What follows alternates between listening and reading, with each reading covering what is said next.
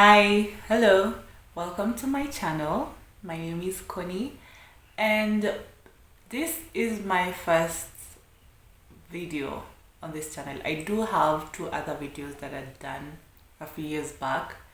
They are travel videos. I do love traveling, but if you look at them, I've barely seen in the videos and I barely talked in the videos. So yeah, this is potentially my first video and I'm so excited for this.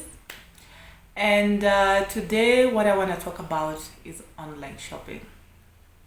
So I've had my fair share of online shopping, and let me tell you, I know it's supposed to be convenient, but of course there's the other side of online shopping that can be a bit hectic. And I just thought, you know what, I'm gonna just give a few tips that I've learned along the way, and I hope it can help one or two people as you go through that process navigating this life. And so my first tip, don't worry, I'm looking down because I've written down some notes on the same. So one of the tips that I learned from experience is that whenever you want to buy an item online, preferably start with research, because you will find definitely the item is not being sold by one person. So you might have identified someone that is selling the product. So one thing I will tell you is that look around, check out other sellers who are selling the product, check on the price, because one thing I can tell you for sure, sometimes yes, another seller might be selling cheaper than another, but at the same time you realize that the originality of the product may not be the same. So the first tip I will tell you is research when it comes to the sellers, compare prices, because you will find again there are certain sellers who might put prices that are exorbitant, whereby you will end up getting it cheaper from someone else. I mean, who doesn't want a good deal? So yeah, research on the seller, research on the product, research on the prices. The second advice I would give is buy it from a seller, ideally from a certified site. So when I say when you get a product from a certified site, I mean sites like AliExpress, sites like Jumia, sites like Amazon. The good thing of such sites is that they do have also the consumers, they're thinking about the consumer as well. So when you do purchase products from such sites, it does protect you as a consumer, whereby you can refund the product.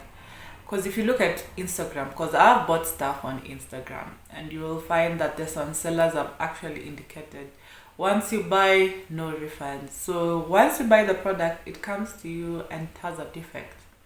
Unfortunately, there is nothing you can do about it. So if it's a product that you can get from a certified site, then I would advise take that step and buy from them, because you do have the fact that you're protected. So in case the product has a defect, you can always return it, either have the product replaced, or you can get back your refund and get something else. So the other tip I would give for sure, read reviews. One thing I noted online from my experience when it comes to buying stuff, for instance, from Instagram, have you ever gone to a seller who's selling a product and they're like, when you look at the product, like comments, zero comments, zero reviews? Now, of course, I'm not saying that all products or sellers who are selling products that do not have comments are, con men or anything. But I would say before you purchase something, check out for reviews. As well, I also understand the aspect that some people might put fake comments to try and boost their products. But one thing I will tell you, check out at least the reviews. What are people saying about the product? I also sometimes feel like if you look, so another thing that I do when I want to buy something from a seller like on Instagram, I look at the people who are following them and try see if there are people who purchased from them and if there are any reviews they've put. That will really help in giving you a judge, like to make an opinion before buying a product from such a seller. Now the other thing that I've done, because I've done quite a bit of online shopping because I've tended to work in rural areas, so you find sometimes you want something but you don't get right where you are. So what I do is when I have my time off, I try visit the physical shop. Now the thing about visiting the physical shop, even if I will not be buying something on that particular day, what it has helped me with is one, I get to feel like the type of product the seller is selling. So I get to see how are the material of the products, are they legit. Then secondly, another thing it has really helped me with is sizing. Because sometimes you want a product, but especially when it comes to clothes, and you're not particularly sure when it comes to size. So you find that I will go to the physical shop, get to see the type of clothes they sell, the size, I get to measure some of the outfits. That way I get an idea, especially those outfits whereby you're being told like large, medium. Also, for instance, even when, for women bras, that has helped me also. At least I get to go to the physical shop, have my size done. That way, even whenever I am buying from them online, I already know the size that I need to buy, so I just order. So that has really, really helped me a lot. The other tip I would give is, for sure, is save your money and buy the products when they're having sales. Like right now, I do know Bath and Body Works are having a sale. So that is one thing that I try to do, especially items that can be pricey. So for instance, the candles, the scented candles, the perfumes, for girls with big girls, the bras, they can be quite expensive. So when you time at least those moments they are having sales, I mean, who doesn't love a good deal? I love a good deal, so that really comes in handy for me in saving my coins and my money. Yeah. The other tip that I would like to give is when buying online, because I feel like I've also been a victim. Because I noted some of the sellers, you would see an influencer, content creator, talking about a product. Now, I'm not saying that it's a good thing, amazing.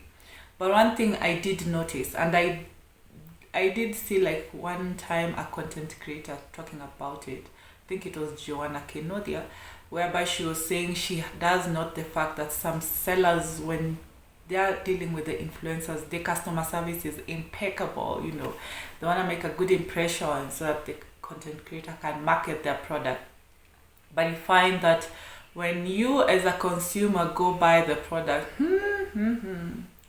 let's just say the service is wanting, the products are wanting. You get something and you're like, is this the same product? So as much as, yes, I love the fact that when a content creator talks about the product, there is the aspect of this is someone that is talking about a product. So it gives you a bit of genuine review behind it, but also check reviews from other consumers before buying the product, that's for sure. Another tip that I learned, especially if you're doing shopping from international shops, the other tip I would give is use a prepaid card if possible, as opposed to like a debit card or a credit card. The advantage of using a prepaid card that I found is that it protects you as a consumer, because I noticed there are sites that sometimes have back end taxes.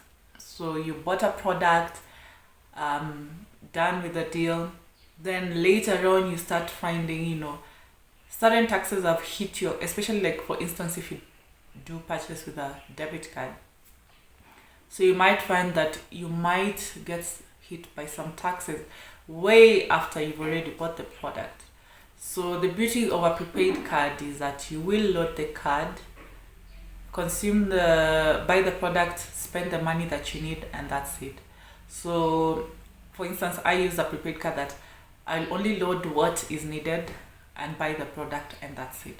So the next time probably I'll use it is again when I'm buying something, I will load them, buy them, and that's it. So for me, I found it's a way to protect myself from such types of issues and fraud cases, because trust me, I'm so sure before you get a refund of your money, it's not going to be easy. And yeah, and I think last but not least, I will say, when you're buying something and the deal looks too good to be true, then it is too good to be true. So if you find someone selling a product and you feel like the item looks good, but the price, you're like, I love a good deal, but this is too good, like the price is too affordable, then sometimes it is too good to be true. Because trust me, you'll pay for that product. After that, they block you, and that is it. You will never see your item nor the money again. So yeah, that's my experience when it comes to online shopping, and I hope you've been able to, get one or two things that you think might help you along the way.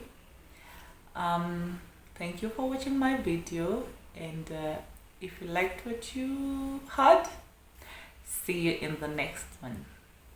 Bye.